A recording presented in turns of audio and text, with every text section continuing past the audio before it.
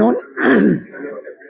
I am Ketan Sangvi, Chairman, India ITME Society, and I am accompanied by my colleagues, Mr. Senthil Kumar, who is the Honorary Treasurer of the India ITME Society, and Dr. Seema Srivastav, who is our Executive Director. And we are delighted to be in Coimbatore here today to launch our first domestic roadshow for introducing the India ITME 2026 exhibition, which is going to be held in Noida uh, between the 4th and the 9th of December 2026.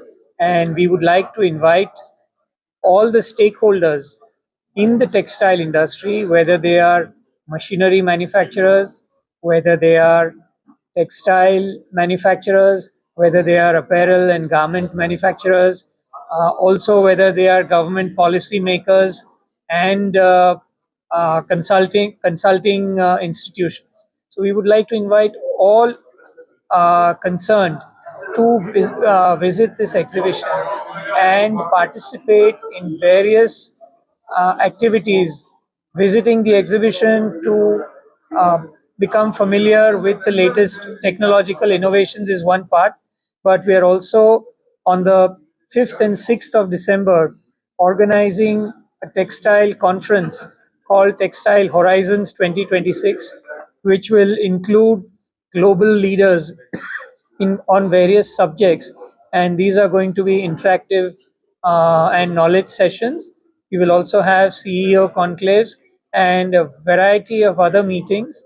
So, for anyone concerned or connected with the textile industry, uh, this is a must attend show, and I would like to request that this information be shared with the members of the textile industry so that we can get a maximum attendance.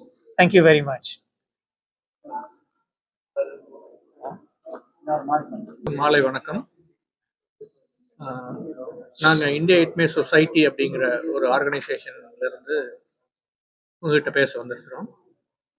India ஐட்மே society வந்து எக்ஸிபிஷனை நடத்துகிறவங்க.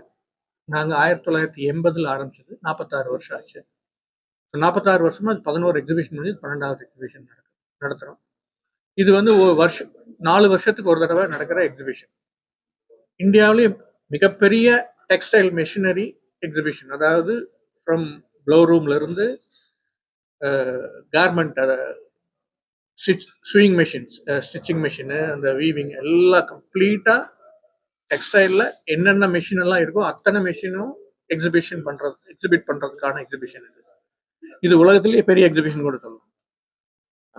இந்த exhibition 4 வருஷத்துக்கு நடக்குது. இந்த வருஷம் December 4லேருந்து 9 வரைக்கும் greater Noida அங்கே நடக்குது. இந்த எக்ஸிபிஷனில் இங்கே இந்தியாவில் இருக்கிற கம்பெனிஸ் ஒரு 50% 60% கம்பெனிஸ் வருவாங்க. யூரோப்லேருந்து, சைனாலேருந்து, வேற கிட்டத்தட்ட 52 நாட்டிலேருந்து வந்து இங்கே அவங்களோட மெஷின் எல்லாம் எக்ஸிபிட் பண்ணுறாங்க. இது நம்ம இருக்கிற டெக்ஸ்டைல் இண்டஸ்ட்ரியில் இருக்கிறவங்க எல்லாத்துக்குமே ரொம்ப ரொம்ப உபயோகமாக இருக்கும். அதாவது அதில் போய் புதிய டெக்னாலஜி தெரிஞ்சுக்கலாம், என்ன மெஷின் அந்த மெஷின் எல்லாமே கொண்டு வந்திருப்பாங்க, நேரடியாக பார்க்கலாம், மெஷின் ஓடுறது பார்க்கலாம்.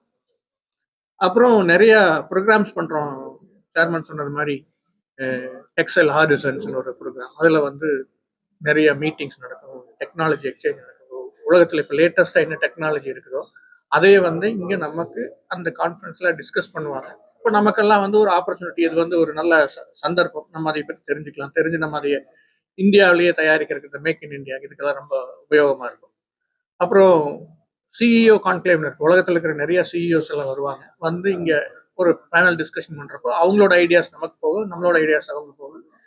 இது என்னன்னா, இதோட அல்டிமேட் நம்முடைய எய்ம் வந்து இந்தியாவில் இருக்கிற டெக்ஸ்டைல் இன்ஜினியரிங் இண்டஸ்ட்ரி இன்னும் டெவலப் ஆகும்.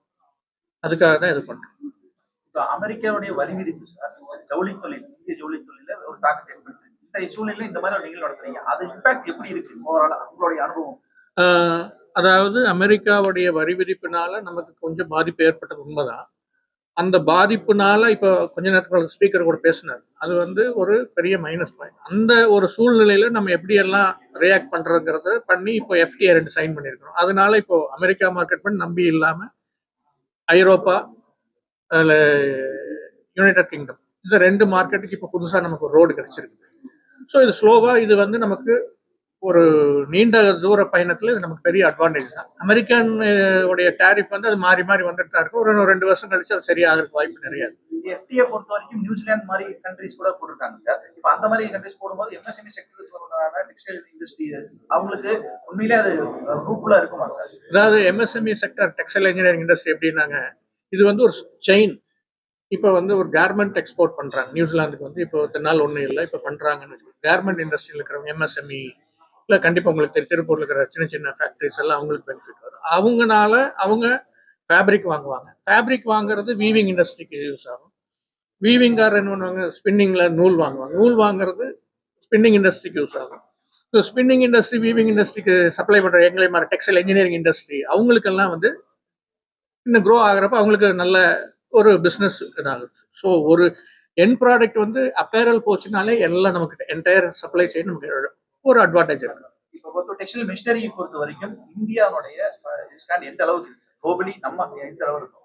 என்டையர் செயினுக்கு உண்டான மிஷினரிஸ் மேனுஃபேக்சரிங் இந்தியா அதாவது அப்படி பார்த்தா நம்ம வந்து டெக்ஸ்டைல் வந்து ஜின்னிங், ஸ்பின்னிங், அப்புறம் வீவிங், ப்ராசஸிங், கார்மெண்டிங், இது ஒரு 5 வகையாக பிரிக்கலாம்.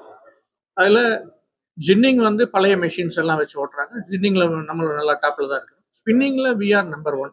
இந்தியாவில் வந்து ஸ்பின்னிங் இண்டஸ்ட்ரியில் வந்து ரிங் ஃப்ரேம் எல்லாம் பண்ணுற கம்பெனிஸ் வந்து இந்தியாவில் நிறையா இருக்குது. அதில் தான் டெக்னாலஜி வைஸ் நம்ம நம்பர் 1, ப்ரொடக்ஷன் வைஸ்லேயும் நம்ம 40% மார்க்கெட் ஷேர் வச்சுருக்கோம். வீவிங்கில் நம்ம கொஞ்சம் குளோபல் பிளேயர்ஸ் நிறையா இங்கே சப்ளை பண்ணுறாங்க. இங்கே ஒரு 30% நம்ம வீவிங் லூம்ஸ் எல்லாம் மேனுஃபேக்சர் பண்ணுறோம். ப்ராசஸிங்லேயும் ஒரு 30% தான் நம்ம பண்ணுறோம், மீதி 70% இம்போர்ட் பண்ணுறோம். கார்மெண்டிங், இந்த நிட்டிங் கார்மெண்டிங்கை பார்த்தா 90% நம்ம இம்போர்ட் பண்ணுறோம், ஸ்விங் மிஷின் அந்த மாதிரி இது. ஸோ இதுதான் இப்போ இருக்கிற நிலைமை. நம்ம டெக்ஸ்டைல் இதில் வந்து நம்ம தான் மேன் பவர் நிறையா இருக்கு. டெக்னாலஜி டெவலப்மெண்ட் ஒரு பக்கம் இருந்தாலும் இதனால நிறைய பேர் வேலை இழக்கிற அந்த மாதிரியான ஒரு, அதுக்கு என்ன நம்ம டெக்னாலஜியை பயிற்சி கொடுத்தோமா? டெக்ஸ்டைல் இண்டஸ்ட்ரியில் வேலை இழப்புங்கிறது இல்லைங்க. வேலைக்கு தகுந்த, நீங்கள் சொன்ன மாதிரி வேலைக்கு தகுந்த ஆட்கள் இல்லை. அதுக்காக வந்து இப்போ பிரைம் மினிஸ்டர்ல இந்த ட்ரைனிங் ப்ரோக்ராம்ல அதெல்லாம் பண்ணுனா தான் இது நடக்கும். அது நடந்துகிட்டே இருக்கு. பட் வேலைக்கு ஆள் தேவையாக தான் இருக்கிறது, வேலை இழப்பு இல்லை இன்னைக்கு வரைக்கும். அதுதான் உண்மை.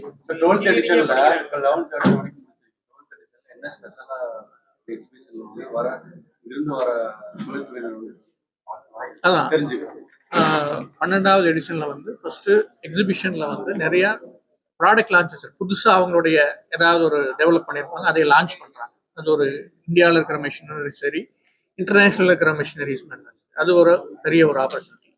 அப்புறம் டெக்ஸ்டைல் ஹாரிசான்ஸ் இப்போ போட்டோம் இல்லைங்களா, அதில் வந்து நிறைய டெக்னாலஜி, நிறைய ஸ்பீக்கர்ஸ், இன்டர்நேஷ்னல் ஸ்பீக்கர்ஸ் எல்லாம் வர்றாங்க. சர்வதேச நிபுணர்கள் வந்து அவங்க பேசுகிறாங்க. அதில் நம்ம கலந்துட்டோம்னா நமக்கு என்ன புதுசாக இப்போ என்ன தேவை இருக்குது, அடுத்த 5 வருஷம் கழிச்சு என்ன தேவை இருக்குது, 10 வருஷம் கழிச்சு என்ன தேவை இருக்குன்னு நமக்கு தெரியும்.